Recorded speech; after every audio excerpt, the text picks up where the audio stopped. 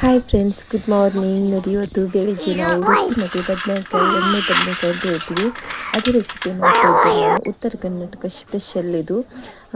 ತುಂಬ ಒಳ್ಳೆಯದು ಜೀವಕ್ಕೆ. ನಾವು ರೊಟ್ಟಿ ಜಾಸ್ತಿ ತಿನ್ನೋದ್ರಿಂದ ಎಣ್ಣೆ ಬದನೆಕಾಯಿ ತುಂಬ ಟೇಸ್ಟ್ ಆಗುತ್ತೆ. ಅದಕ್ಕೋಸ್ಕರ ನಾನು ಎಣ್ಣೆ ಬದನೆಕಾಯಿ ಮಾಡ್ತಾಯಿದ್ದೇನೆ ಇವತ್ತು ಸುಕ್ಕ. ಮತ್ತು ಅದಕ್ಕೆ ಕಾಂಬಿನೇಷನ್ ಆಗಿ ರೊಟ್ಟಿ ಮಾಡ್ತಾಯಿದ್ವಿ, ಜೋಳ ರೊಟ್ಟಿ.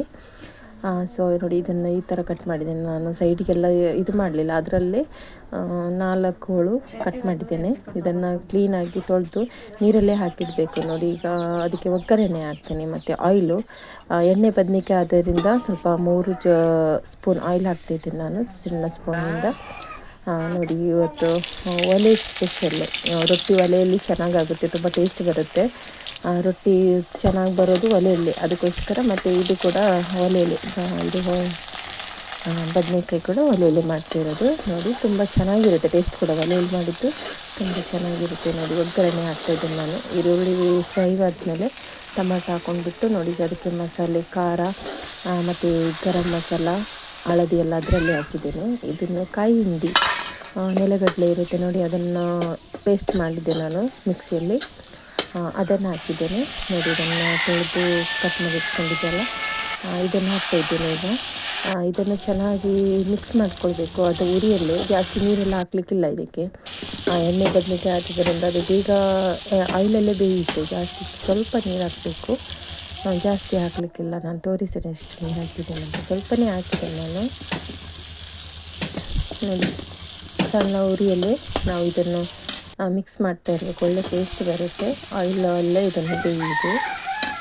ಸಣ್ಣ ಸಣ್ಣ ಬದನೆಕಾಯಿ ಆದ್ದರಿಂದ ಬೇಗ ಬೇಯುತ್ತೆ. ನಾನು ಸ್ವಲ್ಪ ನೀರು ಹಾಕಿದ್ದೇನೆ, ನಾನು ಜಾಸ್ತಿ ಹಾಕಲ್ಲ. ಅದರಲ್ಲೇ ಸ್ವಲ್ಪ ಈಗ ಸ್ವಲ್ಪ ಮಿಕ್ಸ್ ಮಾಡಿ ಒಂದು 2 ನಿಮಿಷ ಇಟ್ಟರೆ ಸಾಕು. ಜಾಸ್ತಿ ಬೇಯಿಸ್ರಿ ಅದು ಮೆದೋಗುತ್ತೆ, ಆ ಥರ ಆಗಲಿಕ್ಕಿಲ್ಲ.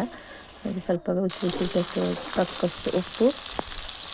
ಸೊ ಆಯಿತು ನೋಡಿ, ಉತ್ತರ ಕರ್ನಾಟಕ ಎಣ್ಣೆ ಬದನೆಕಾಯಿ ಮತ್ತು ರೊಟ್ಟಿ ಸ್ಪೆಷಲ್. ಮತ್ತು ನಾನು ರೊಟ್ಟಿ ಮಾಡೋದು ಕೂಡ ವಿಡಿಯೋ ಮಾಡಿದ್ದೀನಿ. 2 ಒಂದೇ ಕಾಂಬಿನೇಷನ್ ಅಲ್ವಾ. ಸೊ ನೋಡಿ, ನಾವು ರೊಟ್ಟಿ ಮಾಡ್ತಿದ್ವಿ, ನನ್ನ ಅಕ್ಕನ ರೊಟ್ಟಿ ಮಾಡ್ತಾಯಿದ್ರು ಅವರು, ಅದಕ್ಕೋಸ್ಕರ ನಾನು ವಿಡಿಯೋ ಮಾಡಿದ್ದೆ. ನೋಡಿ, ಚೆನ್ನಾಗಿ ರೊಟ್ಟಿ ತರ್ತಾಯಿದ್ದಾರೆ. ರೊಟ್ಟಿ ಇದು ಬಿಳಿ ಜೋಳ ರೊಟ್ಟಿ ಅಂತ ಹೇಳ್ತೀವಿ ನಾವು. ಇದನ್ನು ತುಂಬ ಜಿಗಿ ಇರ್ತದೆ. ತಣ್ಣೀರಲ್ಲೇ ಇದನ್ನು ಹಿಟ್ಟು ಮಾಡ್ಬೋದು, ಬಿಸಿ ನೀರೆಲ್ಲ ಕಾಯಿಸಬೇಕಂತಿಲ್ಲ. ಇಲ್ಲಾದರೆ ಬಿಸಿ ನೀರು ಕಾಯಿಸಿ ಹಿಟ್ಟು ಮಾಡಬೇಕಾಗುತ್ತೆ. ಇದು ಬರೀ ನೀರಲ್ಲೇ ನಾವು ಹಿಟ್ಟು ಮಾಡಿದ್ದೇವೆ. ನೋಡಿ, ಚೆನ್ನಾಗಿ ರೊಟ್ಟಿ ಬಂದಿದೆ. ತುಂಬ ತೆಳು ರೊಟ್ಟಿ ಮಾಡ್ತಾರೆ ಅವರು, ಒಂದು ಎಲೆ ಥರ ಬರುತ್ತೆ ರೊಟ್ಟಿ. ತಿನ್ನುವಾಗ ಕರುಮಾಗುತ್ತೆ, ಅಷ್ಟು ಚೆನ್ನಾಗಿ ರೊಟ್ಟಿ ಮಾಡ್ತಾರೆ. ಮತ್ತು ರೊಟ್ಟಿ ತುಂಬ ಜೀವಕ್ಕೆ ಒಳ್ಳೆಯದು, ಎಲ್ರಿಗೂ ಗೊತ್ತು. ಡಯಟ್ ಮಾಡೋರಿಗಂತೂ ಇದು ತುಂಬ ಇದು ಒಳ್ಳೆಯದು ಜೀವಕ್ಕೆ. ನೋಡಿ, ಆಯಿತು. ಒಲೆಯಲ್ಲಿ ಅಡುಗೆ ತುಂಬ ಸ್ಪೆಷಲ್, ಹಳ್ಳಿಯವರಿಗೆ ಇದೇ ಸ್ಪೆಷಲ್. ಇಂಥ ಸಿಟಿಯಲ್ಲಿ ಕಮ್ಮಿ ಅಲ್ವಾ, ಎಲ್ಲ ದೊಡ್ಡ ಫ್ಲ್ಯಾಟಲ್ಲಿದ್ದರೆ ಒಲೆಯಲ್ಲಿ ಹೊತ್ತಿಸಲ್ಲ. ಸೊ ನೋಡಿ, ರೊಟ್ಟಿ ಬದನೆಕಾಯಿ ರೆಡಿ. ಥ್ಯಾಂಕ್ಸ್. ಓಕೆ, ಯಾವ ಥರ ಇತ್ತು ಅಂತ ಮೆಸೇಜ್ ಮಾಡಿ.